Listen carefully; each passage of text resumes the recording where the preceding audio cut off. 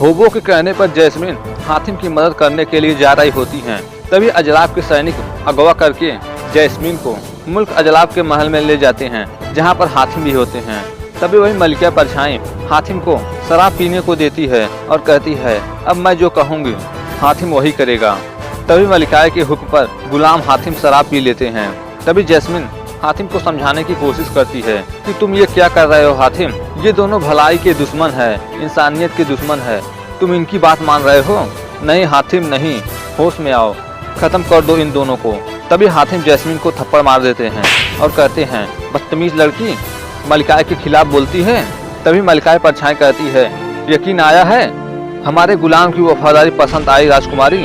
तभी अजलाफ शहजादी को कैद खाने में डालने का हुक्म देता है और कहता है, आज रात को शहजादी की कुर्बानी होगी।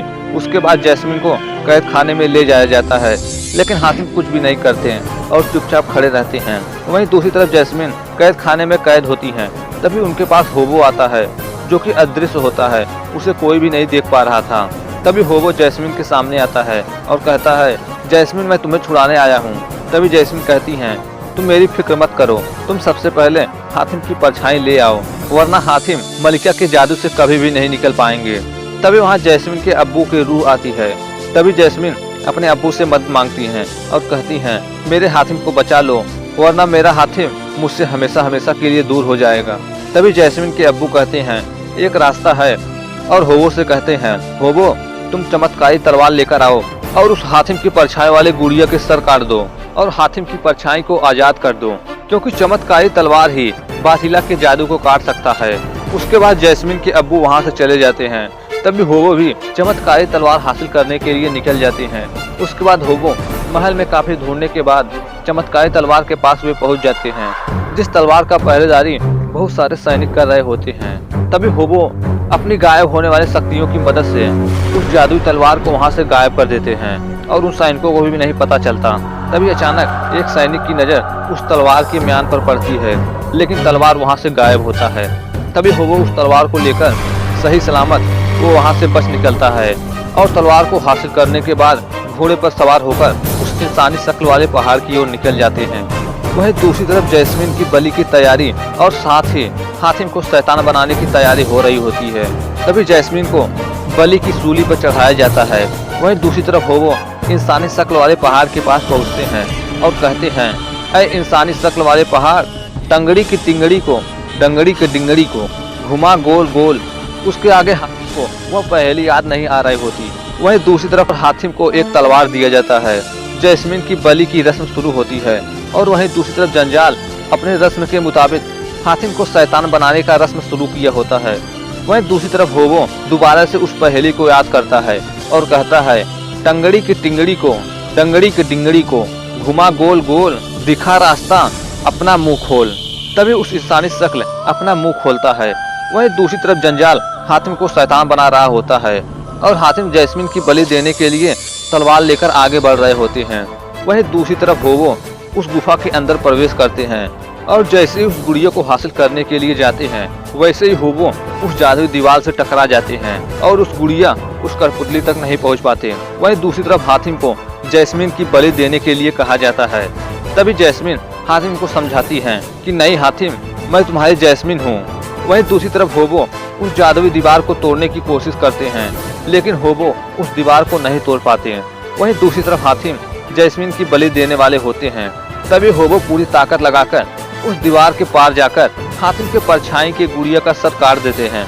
तभी अचानक हातिम की परछाई वहां से आजाद होकर हातिम के अंदर जाकर समा जाती है और हातिम जैस्मिन की बलि देने से रुक जाते हैं और हातिम जैस्मिन की बलि नहीं देते हैं। उसके बाद अजलाफ के सभी सैनिकों पर हमला कर देते हैं।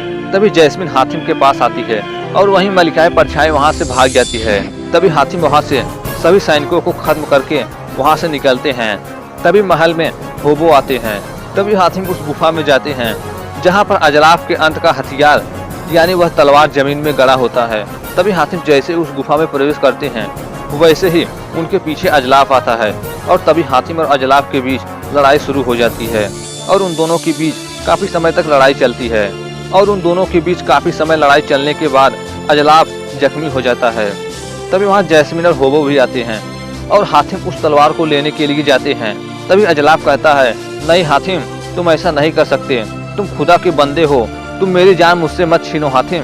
तभी हातिम उस तलवार को जमीन से निकालते हैं और हातिम कहते हैं, अजलाफ, तूने अपने जादू ताकत का नाजायज फायदा उठाया है, अपने रियायत के लोगों के साथ अन्याय किया है, तरह तरह के जुल्म ढाए हैं उन पर, उनकी खुशियाँ छीनकर उन्हें गुलाम बना दिया है, अब तुम्हें सजा जरूर मिलेगी। उसके बाद हातिम उस तलवार से अजलाफ का अंत कर देते हैं।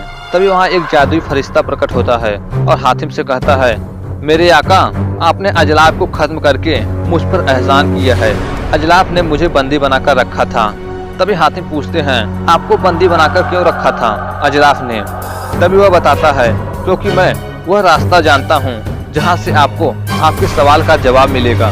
तभी वह हातिम को एक जादुई कालीन देता है और कहता है, ये कालीन आपको आपके मंजिल तक ले जाने में मदद करेगा। उसके बाद वे दोनों वहाँ से चले जाते हैं।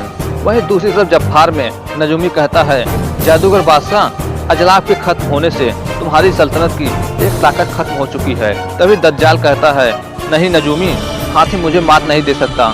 तभी नजूमी कहता है, बेशक वह तुम्हें मात नहीं दे सकता, लेकिन वह तुम्हारी ताकत कम कर सकता है।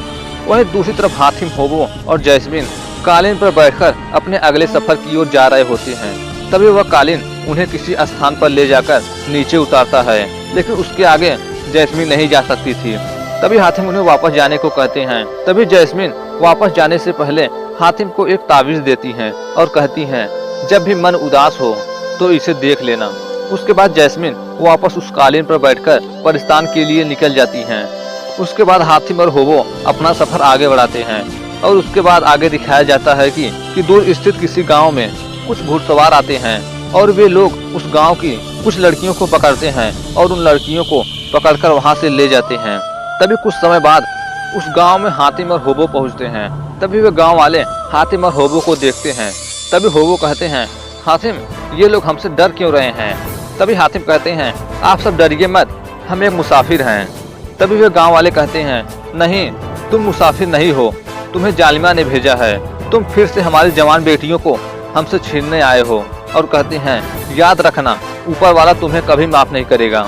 तभी हातिम कहते हैं, आप लोग मुझे गलत समझ रहे हो, मैं हातिम हूँ, यमन का शहजादा। तभी उस गांव का एक आदमी कहता है, हातिम, हातिम, शैतानी सुंदरी जालिमा, उससे हम सब तंग आ गए हैं। वो आती है और हमारे गांव के जवान लड़कियों को उठाकर ले जाती है और उन्हें जान से मार देती है। तभी हातिम कहते हैं, अगर जालिमा आप लोगों पर इतना जुल्म करती है तो आप लोग उसका मुकाबला क्यों नहीं करते? तभी वे लोग हातिम से मदद मांगते हैं और हातिम बताते हैं कि हम उसके सिपाहियों का मुकाबला नहीं कर सकते और हातिम उनकी मदद करने के लिए तैयार भी हो जाते हैं। तभी हातिम के पूछने पर वे लोग जालिमा के सल्तनत की ओर हातिम को ले जाते हैं और वे बताते हैं कि उस पहाड़ के ऊपर जालिमा का सल्तनत है। तभी हातिम और होबो उस पहाड़ के ऊपर चढ़ते हैं। तभी बीच रास्ते में होबो कहते हैं, हातिम, वो नगरी तो जालिमा की ही सल्तनत में है ना? एक बात समझ में नहीं आई, वो जालिमा अपने ही सल्तनत की लड़कियों को उठाकर ले जाती है। और होबो कहते हैं, एक बात समझ में नहीं आई, जालिमा तो खुद लड़की है, तो वो अपने सल्तनत की लड़कियों को क्यों उठाकर ले जाती है और क्या करती है? तभी हातिम कहते हैं, ये तो उसके घर ही जाकर पता चलेगा। वहीं दूसरी तरफ जालिमा के महल में उन सभी लड़कियों को ले जाया जाता है। उसके बाद उन सभी लड़कियों को महल में पहुंचने के बाद वहां जालिमा आती है और अपने सिंहासन, अपने राजगद्दी के पास जाती है। तभी उनके सिपाही कहते हैं, मलिकाए आलम, आपके हुक्म के मुताबिक 4 जवान लड़कियां हाजिर हैं। तभी जालिमा कहती है, अच्छी है, मेरी जवानी के लिए ऐसी ही लड़कियों की मुझे जरूरत है। और वह एक एक करके सभी लड़कियों को तैयार करने को कहती है। वहीं दूसरी तरफ हातिम और होबो उस महल के पास पहुंचते हैं। वही महल के अंदर जालिमा के हुक्म पर उनके सिपाही एक लड़की को उनके तख्त पर लेकर आते हैं और उस तख्त पर लेटा देते हैं। वहीं दूसरी तरफ हातिम महल के अंदर प्रवेश करते हैं तो वे देखते हैं कि वहाँ बहुत सारी लड़कियां लेटी पड़ी होती हैं, जो कि सब मरी पड़ी होती हैं। वहीं महल में जालिमा उस तख्त पर लेटी लड़की पर अपना जादू करती है और वह एक खंजर लेती है और उस खंजर के जरिए उस लड़की की खून लेकर अपना रस्म पूरा कर रही होती है। और ये सब कुछ हातिम छुप कर देख रहे होते हैं और वह जालिमा उस लड़की की सारी जवानी अपने अंदर समा लेती है।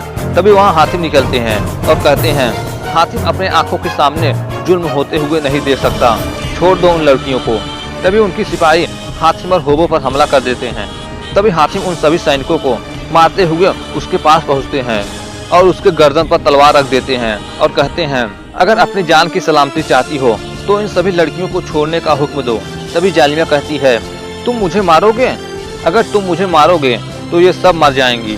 तभी हातिम कहते हैं, ये तुम क्या कर रही हो, क्यों करती हो, क्या मिलता है तुम्हें इनसे? तभी जालिमा कहती है, मुझे जवानी मिलती है और उन लड़कियों को खून से नहाती हूँ, जिससे मुझे बुढ़ापे का डर भी नहीं रहता। मैं हमेशा जवान हूँ और जवान रहूंगी। तभी हातिम कहते हैं, छोड़ दो उन लड़कियों को। तभी जालिमा कहती है, ठीक है, अब मैं किसी लड़की को दोबारा नहीं मारूंगी, लेकिन मेरी एक शर्त है।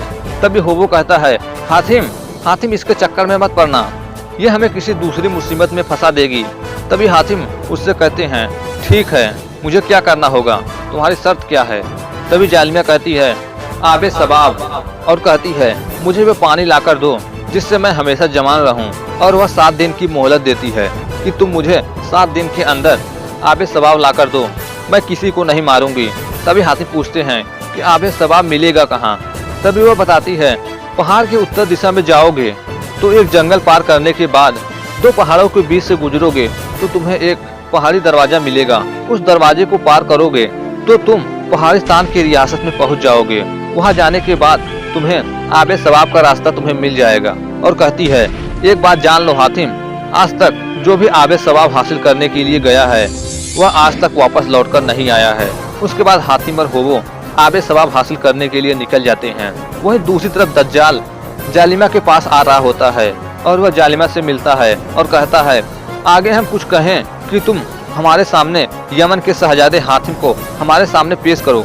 तभी जालिमा कहती है, बादशाह, तुम अपने हद को पार कर रहे हो। कोई भी बादशाह दूसरे बादशाह या मलिका को हुक्म नहीं देता। तभी दज्जाल कहता है, तुम भूल रही हो कि तुम दज्जाल के सामने खड़ी हो। तभी उन दोनों के बीच काफी समय बहस होती है और तभी दज्जाल जालिमा पर जादुई शक्तियों से वार करता है। तभी जालिमा दज्जाल से माफी मांगती है और कहती है, हातिम को मैंने आबे सवाब लेने के लिए भेजा है। तभी दज्जाल कहता है, अगर वह जिंदा वापस आ भी गया तो तुम उसे जिंदा नहीं छोड़ोगी। और कहता है, उसके आने के बाद आबे सवाब की भी खबर दे देना।